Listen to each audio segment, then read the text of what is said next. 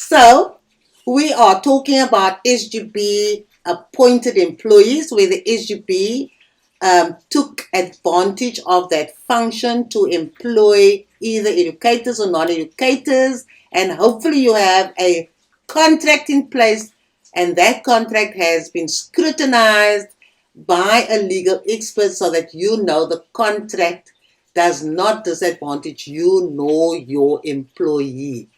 So, I'm Sharon Lewin. I'm from School Corridor, and we like to discuss issues that matter concerning SGBs or educators or the leadership of the school. So, if you're always here, welcome back again. Love to have you here. If you're new, thanks for joining us. You will, of course, have a lovely journey if you see what we discuss, because here we want to grow, inspire, and empower one another. So, let's dive into the human resource policy of your school governing bodies, right?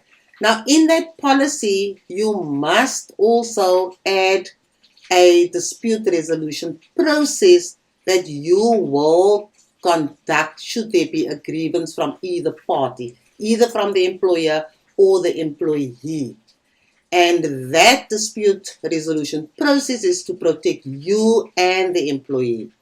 So you have to ensure that the dispute resolution process speaks to an internal process where you try to resolve the grievance first at local level.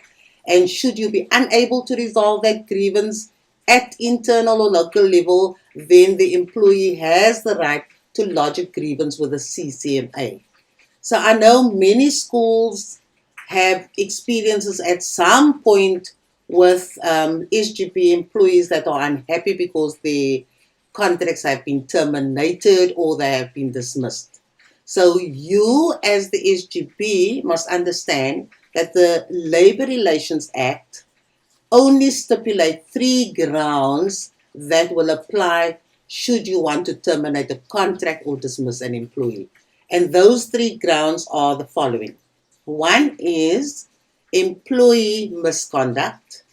The second ground is employee incompetence or incapacity.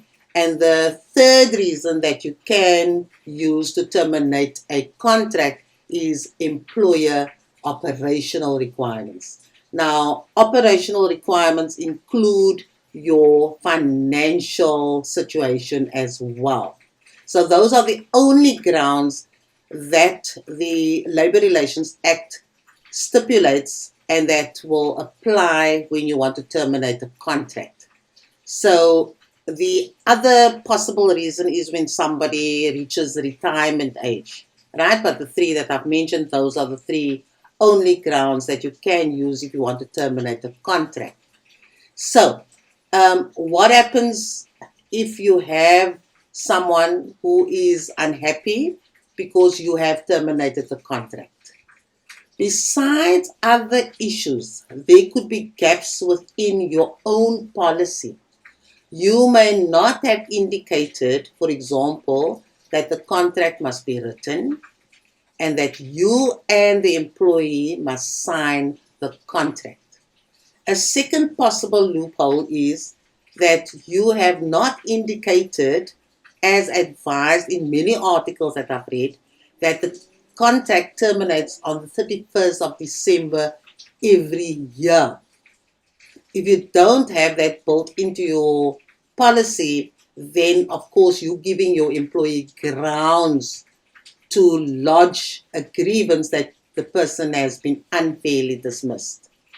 The other advice, according to the research that I've done, is that you must be careful how you speak to employees in terms of the employment or the contract. So you mustn't make promises. You must be careful the language that you're using. You must be careful that you don't speak about what is possibly going to happen next year and what role that employee is going to play, because you are going to create an expectation, and that will be a legitimate expectation, and your employee will probably use that as grounds to say why he or she has been unfairly dismissed. The other point is that when you do any forward planning, you must always talk about the post and not the person. Because when you do planning, say for the next year, and you link a name to that post, then you are creating expectations. And if you want to terminate the contract and say that we did stipulate it's the 31st of December, the contract will be terminated or it will end, then your employee can turn around and say, no, but you, when you were doing your planning, you said, I am going to be in that post, so I'm expecting to be employed.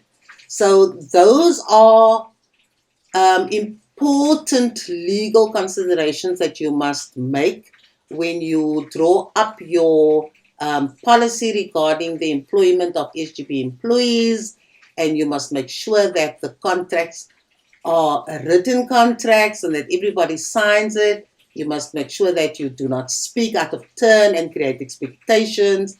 And then, of course, you as the employer who must always see that there are fair labor practices at your workplace for your employees. You must just ensure that you don't create legal challenges for yourself and for your employees.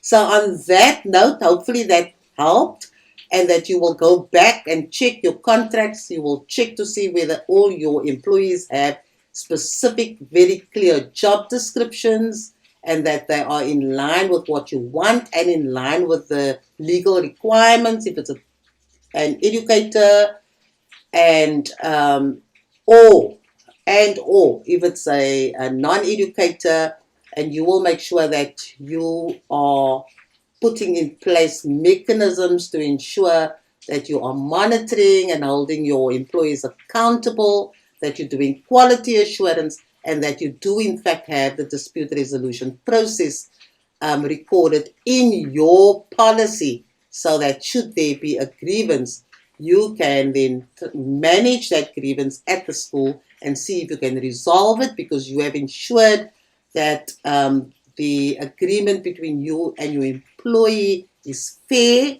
and that you have not compromised yourself nor the employee. If you don't do that, you are going to land up at the CCMA, and you can't say that you want to go there because you want to gain some experience, or you are shocked when you hear that your employee has taken his or her legal right to take it to the CCMA. So on that note, that is the end of our session. Hopefully you enjoyed it and got some insights. Drop me a comment there to tell me whether this was useful, and if there's anything else that you want to know about the SGB employees. Cheerio from Sharon. You're a very, very cold day.